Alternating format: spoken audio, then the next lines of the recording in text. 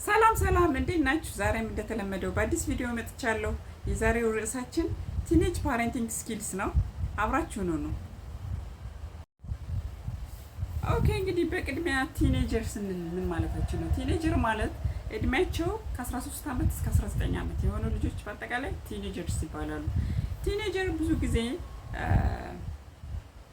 ምንድነው ራፒድ የሆነ ሆርሞናል ቼንጅ ያሉበት እንደገና ደግሞ የተለየ ፓረንቲንግ ስኪልስ የሚያስፈልግበት እድሜ ክልል ነው ማለት ነው። ከሌሎች ልጆች የተለየ ፓረንቲንግ ስኪልስ ያስፈልገናል ማለት ነው። ይሄ ምንድነው?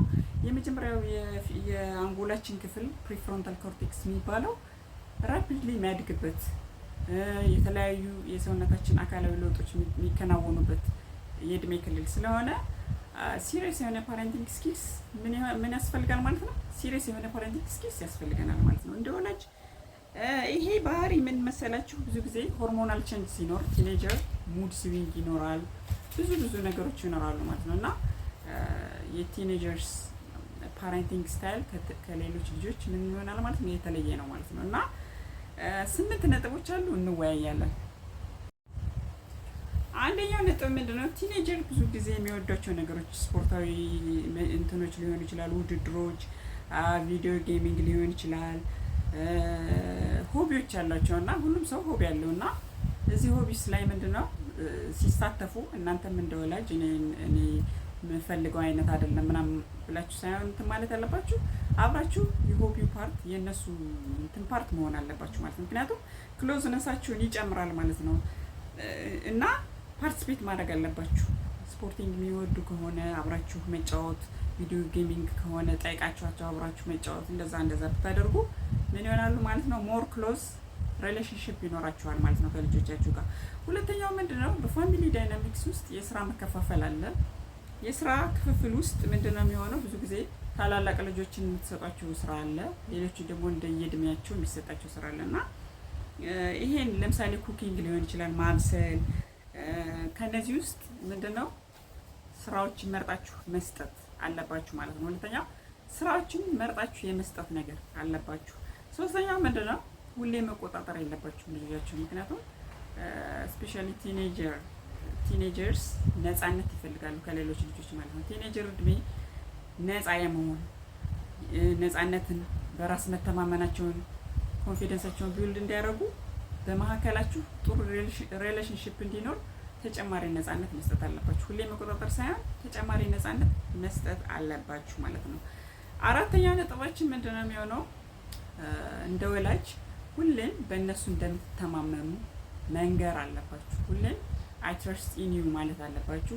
በአንተ ፌዝ አለኝ፣ አምናለሁ በአንተ ማለት አለባችሁ ማለት ነው። እና ከጓደኞቻቸው ጋር ሲሄዱ ምናምን እና ብዙ ጊዜ እነሱን አለማመን ሳይሆን የተወሰነ ፐርሰንት እኔ አምናሃለሁ እንዲህ ምናምን ብላችሁ ሞር ክሎዝ መሆናችሁ መንገር አለባችሁ ማለት ነው። አምስተኛው ምንድነው? ይሄም የቤት ስራ መስጠት ነው። ለምሳሌ ቤት ማጽዳት ሊሆን ይችላል፣ ቆሻሻ መጣል ሊሆን ይችላል፣ ወይም ደግሞ ከነሱ በታች ያሉ ህፃናትን ቴክ ኬር ማድረግ ሊሆን ይችላል። ለምሳሌ ጓደኞቻችሁ መጥተው ቤታችሁ ውስጥ ፓርቲ ሊኖራችሁ ይችላል፣ ኦር ደግሞ የሆነ የምትገናኙበት ነገር የፋሚሊ ነገር ሊኖር ይችላል እና በዛ ውስጥ ኃላፊነት ለነሱ መስጠት አለባችሁ። እንደዚህ አድርግ፣ ልጆችን አጫውት ወይ ልጆችን አጫዎች ምናምን ብላችሁ ኃላፊነት አሳይን ማድረግ አለባችሁ ማለት ነው። ስድስተኛው ነጥብ ምንድነው? እነሱ ልክ እንዳደገ እንደ ግሮን አፕ ልጅ ማሰብ። ብዙ ጊዜ ወላጆች ምንድነው የሚያደርጉት? ልጅን ያው እናት በተለይ ልጅን ግሮን አፕ ሁሌ ልጅ እንደሆነ ነው የምታስብ ማለት ትዳርም ቢይዝ ምንም ቢል ልጅ እንደሆነ ነው፣ ህፃን እንደሆነ ነው የምታስብ። ለእናት ሁሌ ልጅ ህፃን ነው እና ግን ቲኔጀሮች ምንድነው ግሮን አፕ ነን ብሎ ነው የሚያስቡት። እና ግሮን አፕ እንደሆኑ ማሰብ፣ ይሄን ታደርጋለህ አንተ እንደዚህ ነህ ብላችሁ ምን ማድረግ አለባችሁ? ትሪት ማድረግ አለባችሁ። ምክንያቱም ግሮን አፕ መሆንን ይወዳሉ ማለት ነው። ግሮን አፕ ነኝ ብሎ ሲያስቡ እንደዚህ መጣራትን ይወዳሉ ቲኔጀሮች እና ይሄ አንዱ እንትን ነው ማለት ነው። እንደገና ደግሞ ቀናቸውን ለምሳሌ አሁን ትምህርት ቤት ቆይቶ ሊመጡ ይችላሉ፣ ወይ ደግሞ ጓደኛ ቤት ሄደው ሊመጡ ይችላሉ። እንዴት ነበረ ሄዳችሁበት ቦታ? እንዴት ነበር ትምህርት? ቀናችሁ እንዴት አሳለፋችሁ? ሳምንት ደግሞ ምን አይነት ስኬጁል ነው ያላችሁ? ምን ለማድረግ አስበሃል ብላችሁ ጥያቄ መጠየቅ አለባችሁ ማለት ነው። ይሄም ሞር እናንተን ክሎዝ መሆን ቅርበታችሁን ምን ይላል ማለት ነው ያጠነክርላቸዋል ማለት ነው። ሰባተኛው ምንድነው? ሙድ ስዊንግ አለባቸው። ሙድ ስዊንግ ስንል ምንድነው? ይሄ ሆርሞናል ነገራቸው የፒቨርቲ ስቴጅ ሆርሞናል የሆኑ ነገሮች አጠቃላይ የሚከናወኑበት እድሜ ክልል ስለሆነ ያኔ ምንድነው ሙድ ስዊንግ ሊደብራቸው ይችላል።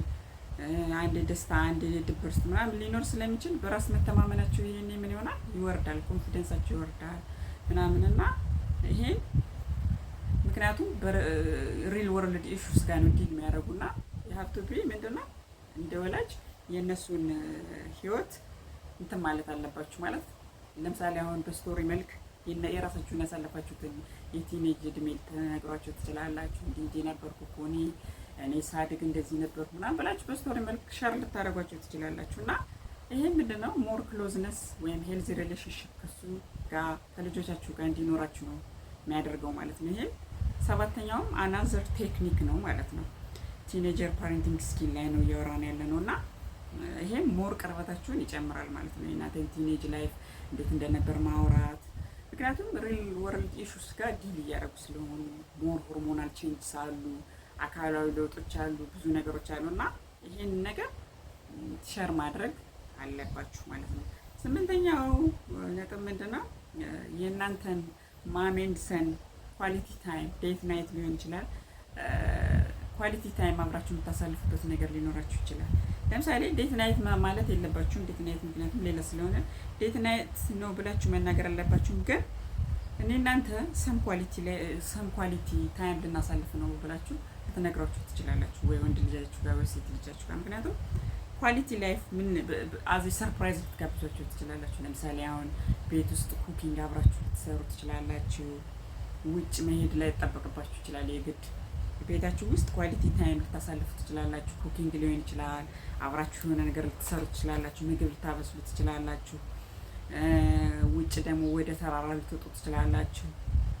ሙቪ ናይት የሚባል ደግሞ አለ። አብራችሁ ሙቪ የሆነ ፊልም ልታዩ ትችላላችሁ። እንደዛ እና ወይም ደግሞ ስፖርታዊ ውድድር ልትሄዱ ትችላላችሁ። አብራችሁ ልታዩ ትችላላችሁ ምናምን እና እነዚህ ሁሉ ምንድነው የእናንተን ቅርበት ሞር ለማጠናከር ነው የሚያስፈልጉት ማለት ነው። በወላጅና በልጅ መካከል ሄልዚ ሪሌሽንሽፕ እንዲኖር እስፔሻሊ አዘ ቲኔጅ ፓሬንትስ ምን ይላሉ ማለት ነው። እነዚህ ይጠቅሟቸዋል ማለት ነው። ቲኔጀርስ ብዙ ጊዜ ምንድነው የሚፈልጉት? እነዚህ አካላዊ ለውጦች የሚመጡበት ሰዓት ነው። ሆርሞናል ቼንጅስ የሚመጡበት ሰዓት ነው እና ሞር ፓሬንቲንግ ስኪል ሲሪየስ ፓሬንቲንግ ስኪል ያስፈልጋቸዋል። ምን በማድረግ እናንተ ሞር ወደ እነሱ በመቅረብ እና ኢሹአቸውን when they are dealing with the real world issues እናንተ ሸር በማድረግ ይሄ እኮ እንዲህ ነው ብላችሁ ኮንፊደንሳቸውን ቢውልድ በማድረግ ያሉ ነገሮችን በማስተካከል እንደ ወላጅ መርዳት አለባችሁ ማለት ነው። እንግዲህ የዛሬ ቪዲዮአችን ይሄን ይመስላል። ሳምንት በሌላ ቪዲዮ እስከምንገናኝ ሰላም።